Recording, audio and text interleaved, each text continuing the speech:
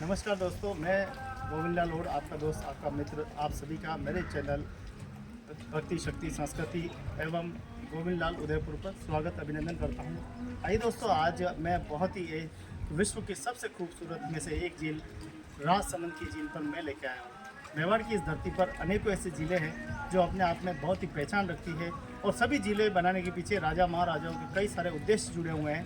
कई ज़िले सौंदर्य की दृष्टि बनाई गई, कई ज़िले पानी पीने के लिए बनाई गई, कई ज़िले मवेशियों के पानी के लिए बनाई गई, कई ज़िले अपने जीवन के लिए बनाई गई है। तो उसी में से एक झील है राजसमंद की झील। झील की अगर बात करें तो एशिया की सबसे बड़ी झील अगर कहें, दूसरे नंबर मीठे पानी की झील है तो वो जयसमंद है, और जयसमंद के बाद राजसमंद का नाम आता है। राजसमंद की ये झील करीब, आप मेरे कैमरामैन से दिखाऊंगा तो बहुत ही लंबे क्षेत्रफल में जो है फैली हुई है। आपको बता दें कि ये जो झील है गोमती नदी का पानी जो है, नदी जो है उसको रोककर इस झील का निर्माण जो है किया गया है। इसका प्राचीन इतिहासकार रणछोड़ तेलंग, जो कि उस समय के तत्कालीन इतिहासकार है, रणछोड़ तेलंग अपने इतिहास की पोथियों में और विश्व के सबसे बड़े शिलालेख भी मित्रों यही मौजूद हैं। जो आप देख रहे हैं राजसमंद की, जो मेरे कैमरामैन से वो दिखाए वो जाली लग रही है, जो छोटी छोटी जाली लग रही है, वहाँ पे संस्कृत भाषा में रणछोड़ तेलंग जी द्वारा इतिहास लिखा गया है। 1652 से 1680 के मध्य महाराणा राज सिंह जी के कार्यकाल में ये इतिहास लिखा गया है। मित्रों, इस झील का इतिहास बहुत ही प्राचीन है। राजसमंद उस समय 16वीं शताब्दी में अकाल की समस्याओं से जूझ रहा था। पानी यहाँ रुकता नहीं था, सीधा पानी चला जाता था बहकर, सीधा जो है बड़ी नदियों में चला जाता था। आपको बड़ी जानकर खुशी होगी कि हमारे इस मेवाड़ का पानी पश्चिम बंगाल और गंगा नदियों तक हमारा जो है पानी जाता है। यहाँ से होता हुआ मातृकुंडिया होता हुआ कई आगे घूमते हुए कई नदियों में और बंगाल की खाड़ी में जाके गिरता है, उसके बाद सीधा समुद्र में विलीन हो जाता है। यानी हमारे इस मेवाड़ की धारा से निकलने वाला पानी इतना श्रेष्ठ है। जब भी हम देखें कि इसका इतिहास आज का नहीं है, बहुत ही प्राचीनतम और पुरातत्व जो है इतिहास है। महाराणा राज सिंह जी ने उस समय जब इतिहास के सबसे दुराचारी कहें मुगल बादशाह औरंगजेब के शासक में जब छठी पीढ़ी छठे राजा महाराणा प्रताप के छठे वंशज महाराणा राज सिंह जी ने इस झील का निर्माण करवाया था। उस समय आप देखेंगे कि इसी झील के इतिहास में हमको राजा चुंडा राजा आंडी रानी का इतिहास भी हमको मिलता है। किस प्रकार से महाराणा राज सिंह जी का उस समय विवाह होना था और विवाह होने के साथ ही उनके विवाह में औरंगजेब भी उस पर जो है विवाह करने जा रहा था। उस समय महाराणा राज सिंह जी जो है विवाह करना चाहते थे और उसी लिए राजा चुंडा को भेजा गया कि तुम जाओ और जो है औरंगजेब की सेना से तुम मुकाबला करो और सहयोगिता को मैं लेकर आऊँगा।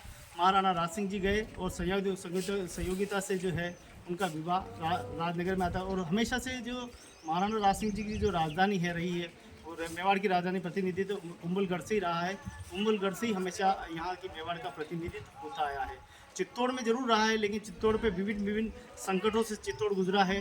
चित्तौड़ पे हमेशा शासक बदलते रहे हैं, लेकिन महाराणा राज सिंह जी वो एक ऐसे शासक थे जिनकी की पूर्ण रूप से गद्दी पर ही उनकी मृत्यु हुई थी। ऐसे महान राजा थे महाराणा राज सिंह जी ने। उस ज़माने में एक ऐसी योजना तैयार करने के लिए अपने मंत्रियों को आदेश दिया था कि आप एक ऐसे झील का निर्माण कीजिए, एक ऐसी झील हो जिसके अंदर विश्व के लोग इसको देखने के लिए आए। इतनी सुंदर झील हमको बनानी है।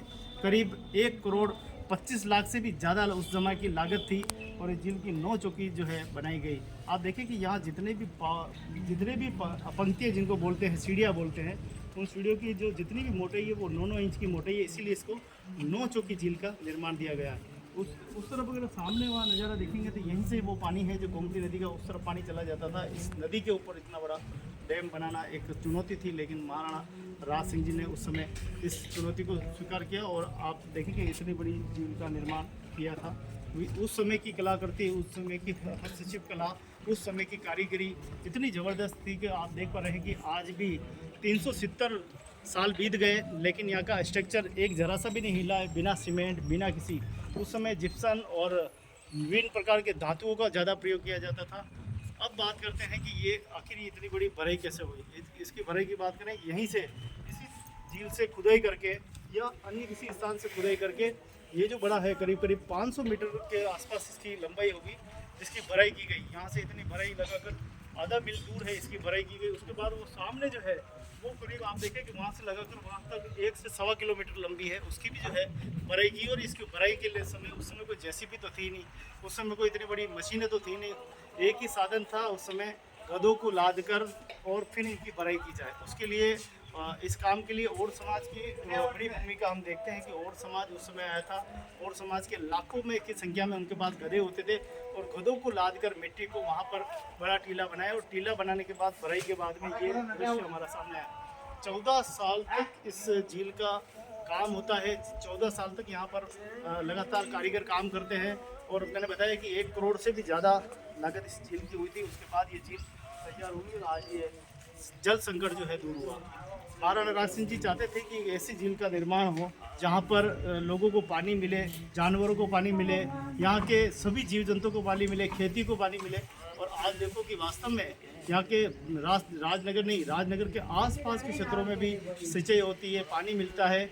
एक लेवल भी किया गया। पहले क्या होता था, पानी खाली हो जाता, लेकिन अभी समितियों ने एक लेवल किया है कि पानी का इस स्तर पे तो खाली नहीं होना चाहिए, इस स्तर पे तो पानी भरा रहना चाहिए। इसलिए एक नियम बना दिया है कि इससे नीचे 15 फीट पानी हमेशा भरा रहेगा, बाकी नहीं रहेगा। और हम देखें कि जब हम 2018-17 में जब 12-13 में आया करते थे तो अब यहाँ डर लगता था आने से। यहाँ पूरा खाली और वीरान पड़ रहा था, न तो यहाँ पे पेड़ थे, सारे के सारे यहाँ देखो तो नशेड़ी और कई लोग ऐसे पड़े रहते थे जिनसे डर लगता था। बहन बेटे तो दिन में हिम्मत भी नहीं करती थी शाम सुबह आने की। लेकिन अब धीरे धीरे जैसे जैसे पर्यटक विभाग, पुरातत्व विभाग और देवस्थान विभाग तीनों ने मिलकर जिस प्रकार से ये जागृति की है, उसके बाद पुलिस ने, सबने मिलकर एक सहयोग किया। और आज ऐसा वातावरण हो गया कि आप देखो तो उस उधर दिखाएं तो आपको वहाँ बहन बेटी भी दिखाई देगी, आपको यहाँ भाई भी दिखाई देंगे, बच्चे भी दिखाई देंगे। और एक खूबसूरत खुला वातावरण, खुला एक वातावरण मिला है। कुल मिलाकर हम कहें कि पहले राजसमंद एक अलग था, आज राजसमंद बदल चुका है। राजसमंद की बिल्कुल प्रशासनिक व्यवस्था, यहाँ की जिला प्रशासन, यहाँ का नगर पालिका, यहाँ के क्षेत्रीय जनप्रतिनिधि और यहाँ के सभी जितने भी प्रकृति प्रेमी हैं, झील प्रेमी हैं, सब ने मिलकर इस काम को किया, हाथ में लिया और आज एक बहुत ही सुंदर झील का नेतृत्व कर रहे हैं। 370 सालों से आज तक इस झील का इतिहास जिंदा है और जिंदा रखा है राजसमंद के वासियों ने, यहाँ के लोगों ने जिंदा रखा है। हम तो कभी कभी आते हैं, क्योंकि हम इसलिए आते हैं, और समाज के लोग हम इसलिए आते हैं कि यहाँ पर हमारा एक ही मंदिर है ठाकुर जी का। जब महाराणा राज सिंह जी ने जब आदेश जारी किया था कि जितने भी हिंदू समाज है सब अपने अपने 4 भुजा ठाकुर जी के मंदिर बनाए, तो हम तो पूरे देश के लोग यहीं मौजूद थे, सारे राजसमंद में थे। तो हमने राजा जी कहा, साहब हम कहाँ जाएंगे, हम तो एक काम करो, यहीं राजसमंद में हमको ज़मीन दे दो, हम तो यही मंदिर बना देते। राजा के आदेश पर हमारे पास में जो मंदिर आप देख पा रहे हैं, इस मंदिर के जो ज़मीन है, उस समय राजा ने 3 बीघा ज़मीन और मंदिर के लिए पैसा भी दिया। उस समय मंदिर हमने बनवाया था, हमारे समाज के पूर्वजों के द्वारा हमारा मंदिर वहाँ बना। और अखंड भारत में, पूरे विश्व भारत में हमारा दूसरा कहीं ठाकुर जी का मंदिर नहीं है, एकमात्र यही मंदिर है जो आज भी हमारे समाज की शोभा बढ़ा रहा है, आज भी समाज का प्रतिनिधित्व कर रहा है। 370 साल और 372 साल देखते देखते बीत गए और आज भी ये मंदिर यहीं खड़ा है, यहीं मौजूद है। इस मंदिर पर न जाने कितने ही संकट आए, देश आज़ादी के समय भी ये मंदिर मौजूद था, देश गुलामी के समय भी ये मंदिर मौजूद था, और आज ये मंदिर कई समय तो खंडर की अवस्था में रहा है, कई बार जीर्ण शीर्ण हो गया है, कई बार समाज के लोगों ने छोटा मोटा काम, कई बार पुजारी बदले गए, कई संकट आए, लेकिन मंदिर हमारा आज भी ये मौजूद है। कुछ समाज के लोग कहते हैं कि ये एक राज्य की, एक जिले की संपत्ति, लेकिन नहीं, ये पूरे देश की संपत्ति, ये समाज के उस सभी की संपत्ति है जिनके पूर्वजों ने यहाँ काम किया है। यहाँ पे लाखों की संख्या में लोग आए थे काम करने, न कि कोई एक विशेष वर्ग के लोग नहीं आए थे, कोई एक गोत्र के लोग नहीं आए थे, सारी की सारी बिरादरी के लोग आए थे। सबने मेहनत की, मेहनत का फलस्वरूप ये रहा कि आज हमारा ये खूबसूरत मंदिर आज अपने सामने खड़ा हुआ है। और ये महाराणा राज सिंह जी की देन है। ये रणछोड़ जी तेलंग स्वयं अपने पोथियों में लिखते हैं कि और समाज का बड़ा किरदार था, वो लोग पराक्रमी थे, साहसी थे, और वो लोग कुआं खोदने का काम करते थे, इसीलिए उनको भागीरथ का नाम दिया गया है। ऐसा भागीरथ का नाम ऐसा ही नहीं दे दिया, कुआं खोद कर पानी निकालना, एक 50 गज, 100 गज, 150 गज नीचे जाकर एक कुआं एक दिन में खोदना, वहाँ से पानी निकलना एक चुनौती थी। लेकिन और समाज कुएं बावड़ी खोदने में बड़ा माहिर था। इसके साथ ही कच्चा माल भराई करने में वो अपने ख्याति जीत चुके थे। बड़े बड़े किलों में मेटल को, कच्चा माल को पहुँचाना, कच्चे माल को समाज की एक बड़ी भूमिका रहती है। और हम बहुत भाग्यशाली हैं कि हमें महाराणा राज सिंह जी, मौर्य काल, महाराणा कुंभा काल और महाराणा राणा कुंभा, ऐसे महाराजाओं के कार्यकाल में हमें काम करने का मौका मिला। भारत की इस शैली में, भारत की इस प्रगति में, भारत की इस विरासत में, मेवाड़ की इस विरासत में हमारी एक बड़ी भागीदारी देखने को मिली है। आज भी हम जब आते हैं तो यहाँ प्रफुल्लित हो जाते हैं, धन्य हो जाते हैं। यहाँ आते तो हम अपने पूर्वजों को यहाँ पर नमन करते हैं। हम अपने पूर्वजों को कोटि कोटि को, उन्होंने हमारे लिए कुछ नहीं किया, हमारे लिए बहुत कुछ छोड़ के गए, हमारे लिए राजसमंद की इतनी बड़ी विरासत छोड़ के गए। मैंने हमेशा ये कहा है कि हमारे यहाँ पे एक पहचान के लिए सरकार से भी कहा है, मैंने समाज के लोगों से कहा कि हमारी पहचान के लिए एक मातेश्वरी की एक बड़ी जसमा माता की मूर्ति लगाई जाए, आसपास में या झील के बीच में कहीं भी जहाँ उचित लगे वहाँ लगाई जाए, जिससे और समाज की अपनी सती माता की पहचान हो कि और समाज की सती माता है। आज भी जयसमंद में लोग बात करते हैं कि जसमा ओडन आई थी जिसने जयसमंद का निर्माण कराया, उस समय वो ठेकेदार नहीं थी। बहुत ग्रंथ कथाएँ हैं, लघु कथाएँ हैं, नाटक बन चुके हैं, उसके ऊपर कई मनोरंजन नाटक हुए हैं। लेकिन हमारा न तो आज तक हमारा समाज जागा है, न प्रशासन चाहता है, न कभी किसी ने मांग की है। तो मैं अपने मीडिया से के माध्यम से मांग करता हूँ, मैं अपने चैनल के माध्यम से मांग करता हूँ कि आप हमारे और समाज के लिए हमारी सती माता जसमा माता का एक सुंदर सा मंदिर, एक भव्य स्टैचू लगे, दोनों ही जिलों पे लगे, ताकि हमारे समाज का नाम और हमारी माता का नाम, हमारी मातेश्वरी जसमा माता को भी मान सम्मान मिल पाए।